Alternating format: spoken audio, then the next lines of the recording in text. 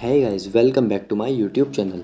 तो आप सभी ने अपने घर के बड़ों से सुना होगा कि हमें नवरात्रों में प्याज और लहसुन का सेवन नहीं करना चाहिए। हिंदू देवी देवताओं को प्याज और लहसुन से बने भोजन का भोग नहीं लगाया जाता। तो क्या आपने कभी सोचा है ऐसा क्यों? तो दोस्तों, इससे जुड़ी एक कथा का वर्णन हिंदू पुराणों में किया गया है, जिसमें बताया गया है कि पूजा पाठ या फिर किसी भी व्रत और त्योहार में प्याज और लहसुन ना तो चढ़ाया जाना चाहिए और ना ही खुद इनका सेवन करना चाहिए। तो चलिए, प्याज और लहसुन की इस कथा के बारे में हम आपको बताते हैं।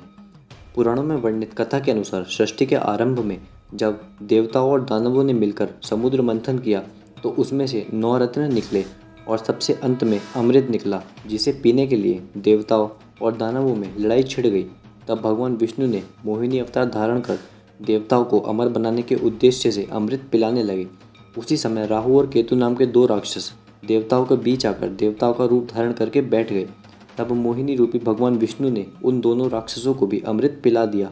लेकिन ये बात जैसे ही भगवान विष्णु को पता चली कि ये राक्षस हैं, तो उन्होंने तुरंत ही अपने असली रूप में आकर राहु और केतु के सिर को अपने सुदर्शन चक्र से काट दिया।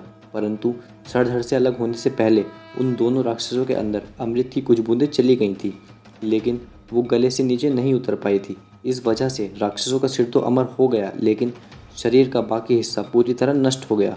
लेकिन जब भगवान विष्णु ने राहु और केतु का सर धड़ से अलग किया था, उस समय उनके सर से कुछ खून की बूंदें जमीन पर गिर गई थी और ऐसा माना जाता है कि उन्हीं खून की बूंदों से प्याज और लहसुन की उत्पत्ति हुई। धर्मशास्त्रों के अनुसार प्याज और लहसुन में राक्षसों का वास माना जाता है, इसलिए ना तो त्योहारों के दिन इसका सेवन किया जाता है और ना ही भगवान को चढ़ाया जाता है।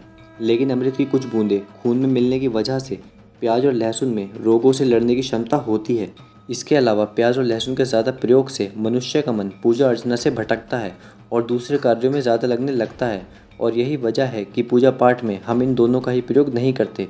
साथ ही हिंदू धर्म में लहसुन और प्याज को राजसिक और तामसिक माना गया है। ऐसा माना जाता है कि राजसिक और तामसिक गुणों के बढ़ने से इंसान में जुनून और अज्ञानता बढ़ती है। इसके अलावा धर्म ग्रंथों के अनुसार मनुष्य को हमेशा सात्विक भोजन ही करना चाहिए, ताकि वो हमेशा रोगों से दूर रहे, क्योंकि तामसिक भोजन जैसे कि मांस मछली प्याज लहसुन आदि राक्षसों के भोजन कहलाते हैं, जिसके सेवन से अशांति रोग आदि चिंताएं जीवन में बिन बुलाए मेहमान की तरह घर में आ जाती हैं। इसलिए पुराणों में लहसुन और प्याज का प्रयोग निषेध बताया गया है, और यही कारण है कि हिंदू धर्म में लोग नवरात्रि सावन या किसी भी त्यौहार में प्याज और लहसुन का प्रयोग नहीं करते हैं। तो दोस्तों, आई होप आपको ये वीडियो इन्फॉर्मेटिव लगी होगी। ऐसी और वीडियोस के लिए चैनल को सब्सक्राइब करना ना भूलें।